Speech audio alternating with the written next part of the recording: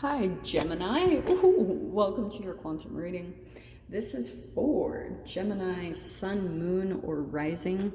And as always, welcome to my cross watchers. Cross watcher, you could be dealing with a Gemini, and the message could be for you. So feel free to take it however it resonates with you and your situation. Keep in mind that these are general and timeless readings. And if you guys are wanting to book a one-on-one, my website information is down below in the description box. Just go ahead and subscribe your email there. And that way you'll always get an email notification every time my availability does open up. And as always, thank you guys so much for liking, subscribing. Thank you for all the ways that you have supported the channel. And let's dive in. Are you ready? All right, Gem. Let's see what comes out for you guys. Oh, okay. You're not messing around. Look, there's your energy. Okay. Well, we have got I love the prayer.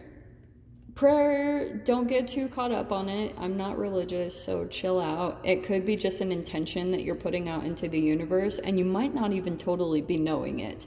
Because even in your most challenging moments, you are shooting off all of these intentional energies like into the universe for something to come in and put something at ease. And so this almost feels like an answered prayer, but different than what you were expecting. Like it could be in the form of an opportunity that's coming in, or it could be in the form of a human that's coming into your life. It's going to be different for all of you. And it seems a little bit like you could be looking at it and questioning it a lot. And that's usually how it goes. Like, to me, the universe always sends in something. And it takes you a little bit to figure out that that's like what the universe is trying to show you. Like, the universe is showing you a path, but it seems it's challenging to pin it down for a while, you know. And you usually have to be in touch with your emotions, because if you analyze too much with your mind, then you'll miss certain things. You have to like pay attention to how you feel. How do you feel? Do you feel good? Do you feel safe? Do you feel secure? Like, your emotions are always going to be your little guidance system that indicates like what's going on in your reality and how comfortable you feel. So I love this because Gnosis came next. It's inner knowing and mystic truths. So love that. It's perfect coming out next to it. And then over here on the side, we have the King, someone that is powerful, dominant. I feel like in general, this is part of the Leo season too. And actually that's hilarious. You have the Strength card, which is the Leo card. You also have the Orphan, okay? You have, these literally popped out, so I'm just taking all four of them. You're very perceptive about this person, whoever it is. I think that you're seeing like two sides of a particular person. Someone that's in power, but also you're seeing like this person feels like an outcast, the orphan. They feel like they don't fit in. They feel abandoned and rejected, and it's because they're manifesting it in some way. I mean, the wounds come up to the surface anyway, but that's you, Gem. Queen of Swords, totally, you know, like perceptive about a person. Okay, you're pretty clear, and right now I feel like you're in see the word at the top, we have responsible, and then over here on the shadow side we have bitterness, cruel, cold, overcritical, and loneliness. And you're gonna have to take you know, just kind of like ruminate over those words and see how they're resonating with you in a situation that you might be dealing with, because I feel like you've got your observation on a particular person right here, and you might be seeing them. And the Queen of Swords, though, she's not very empathic, and how do I explain her? She is the transformation of the Queen of Cups. The queens go through transformational processes. okay? So the Queen of Cups is really emotional, highly empathic, super compassionate. But the Queen of Swords doesn't put up with BS, okay? She almost gets to the point where when you start to feel a similar emotion that you would have felt for a person in the past that would be more empathic or compassionate, the Queen of Swords like shuts it down. And I feel as though your emotions are changing about a particular person because you're almost like your energy is growing really cold. You know, it can be where you're creating boundaries where you need to, because you could be getting to that point where you feel like something has just been pushing way too much and it's this person's own issues. There's nothing you can do about their shadow that's coming in. So there's the Strength card, strength of character, and the shadow side is self-doubt, weakness, insecurity, powerlessness, and discord. Fascinating that it's pulling out this way, because this person seems very powerful, very masculine, very Mars energy coming into the situation, but actually could be dealing with, since the Orphan is coming in, having a lot of self-doubt, feeling very insecure. And so they might be like projecting that a little bit here and there, and you're not letting it filter into your energy. You're putting a stop to it or putting up some type of boundaries, or at least that's what's telling me. The first card is the Sun. Okay, I'm going to read this in a very interesting way, all right?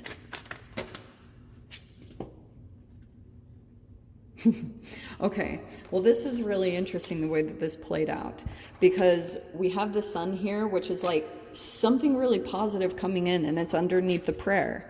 So to me, that's saying a prayer is answered in some way. Something comes in that's very positive, some type of polar opposite force, because this is what happens from you. This is the way that you call in energies, is you have this super positive side of you, and you're trying to pull in that to raise your frequency.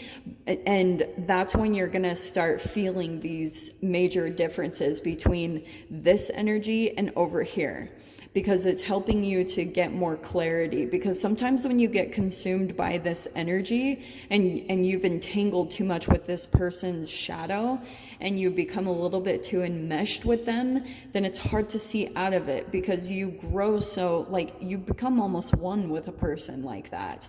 But there was some conflict around it, and this is always how you see that change is coming, because once the positive thing comes in, this person that could be feeling left out from just blessings in general in life and feels like they always get treated like crap in life, or bad things always happen to them. So if something came in for you, Jem, that's very positive, there's going to be some conflict or jealousy around that. There's the conflict. I can't even make up that these are popping out, okay? So this could be some type of a mystic truth, like this is how it manifests exactly.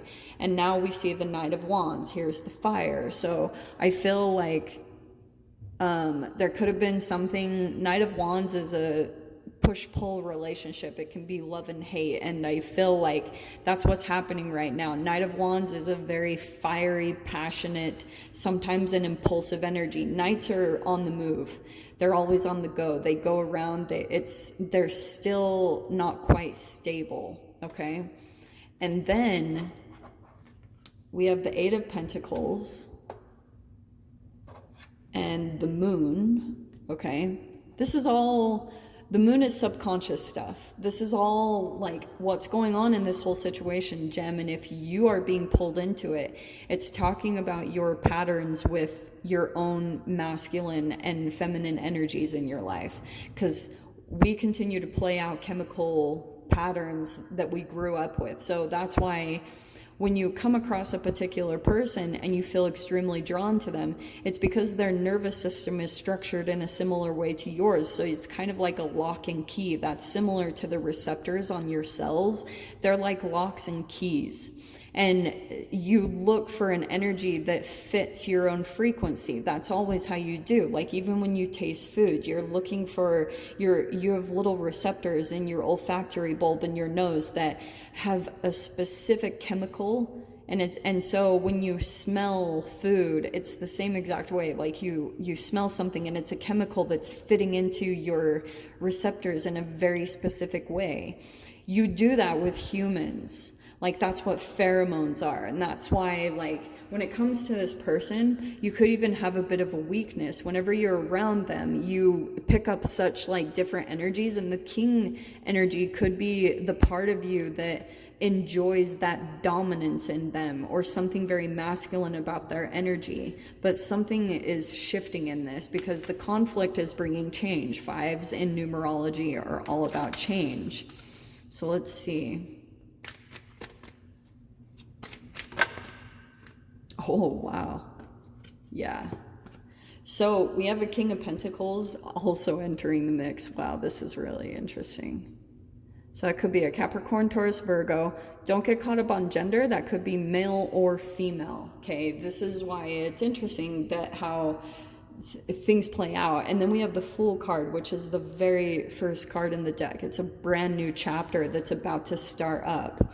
Now, what this is telling me is that some conflict either has recently happened, and it came from something positive, ironically, because, and it could be something about like your energy started to lift up because you had an answered prayer, or someone came in, or something happened to you that was extremely positive, and someone might not be enjoying the uplifting of your frequency. So if they tried to bring you back down to their level to make sure that you didn't outgrow them, that's the orphan part. They were afraid that you were going to reject them and abandon them. And you have to be very realistic in this situation. Queen of Swords is very realistic. She's detached from emotions, and she looks at like, is this the best thing for me?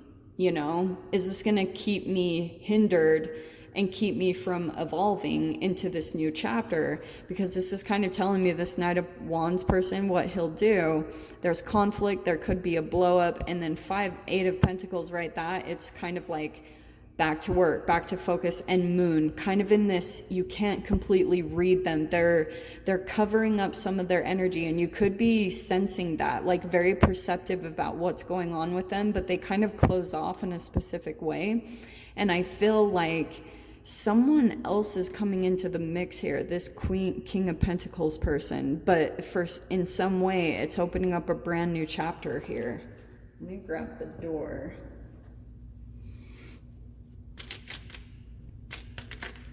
Silent skill. Silence, yeah.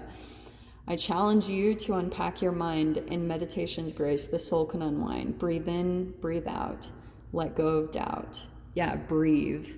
And I get a lot of silence stuff. Well, the moon is kind of telling me that you might be doing things in silence, or someone else is. There's someone coming into the mix that is kind of like putting a little bit of a illusion over their energy and disguising some of their actions, like making plans or doing something and preparing to do something, or preparing for the next moves. I hope that makes sense, but that's kind of what I'm picking up from it. So, Gem, I'll dive into the extended. We'll see whatever else wants to come out, especially about this King of Pentacles. So if you guys want to join me over there, feel free. Go down below, click on the Vimeo link, and I'll see you over there. But Gemini, if this is where we leave things, I'm sending you guys so much love, wishing you all the very best, and I'll see you in your next reading. Take care.